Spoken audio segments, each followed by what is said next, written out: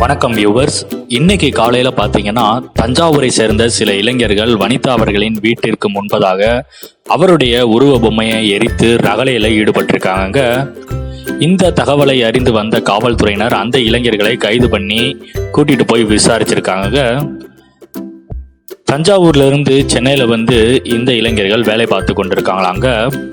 கடந்த கொஞ்ச நாளைக்கு முன்னாடி பார்த்தீங்கன்னா வனிதா அவர்கள் தஞ்சாவூர் மக்களை பற்றி அவதூறாக பேசி ஃபேஸ்புக்கில் வீடியோ ஒன்று வெளியிட்டிருந்தாரு. நீங்கள் எல்லாரும் பார்த்துருப்பீங்க.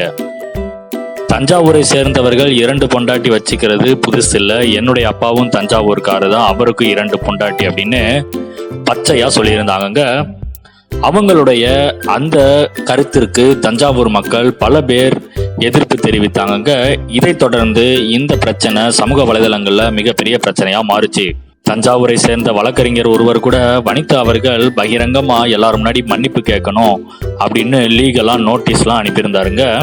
இதை தொடர்ந்து பாத்தீங்கன்னா தஞ்சாவூர்ல இருந்து இங்கே வந்து வேலை பார்த்து கொண்டிருக்கிற அந்த இளைஞர்கள் தன்னுடைய ஊரை தவறா பேசியது எங்களை மிகவும் பாதித்து விட்டது, அதனால தான் அவங்களுடைய உருவ பொம்மையை எரித்து நாங்கள் கண்டனங்களை தெரிவித்தோம் அப்படின்னு காவல்துறையினரிடம் தெரிவித்திருக்காங்க.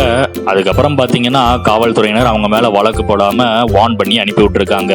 தற்பொழுது அந்த ஃபோட்டோஸ் தான் சோஷியல் மீடியாவில் லீக் ஆகி பயங்கர வைரல் ஆகிட்டு இருக்குங்க. இதை தொடர்ந்து பார்த்தீங்கன்னா லக்ஷ்மி ராமகிருஷ்ணன் அவர்களும் வனிதா மேலே இப்போ கேஸ் போட்டிருக்காங்க. ஏற்கனவே வனிதாவோட அப்பார்ட்மெண்ட் செக்ரட்டரி வனிதா அவர்கள் மேலே 3 பிரிவின் கீழ் கேஸ் போட்டிருக்காங்க.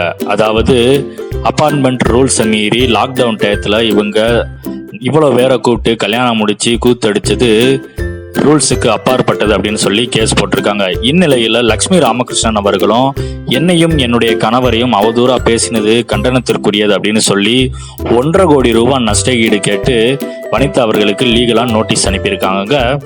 அந்த நியூஸும் இப்போ சோஷியல் மீடியாவில் பயங்கர வைரல் ஆகிட்டு இருக்கு. சாதாரண ஒரு கல்யாண பிரச்சனையை இவ்வளவு தூரத்துக்கு வனிதா அவர்கள் பெருசாக்கினது இப்போ அவங்களுக்கே எதிராக திரும்பி இருப்பது உண்மைக்கே பார்ப்பதற்கு வியப்படைய வைக்குதுங்க. மேலும் இது போன்ற தகவல்களை உடனுக்குடன் தெரிந்து கொள்ள அப்டேட் சேனலை சப்ஸ்கிரைப் பண்ணுங்க. உங்களுடைய வேல்யூபிள் ஃபீட்பேக்கை கமெண்ட்ல தெரியப்படுத்துங்க. இந்த வீடியோ உங்களுக்கு பிடித்திருந்தால் லைக் பண்ணுங்க, ஷேர் பண்ணுங்க. நன்றி, வணக்கம்.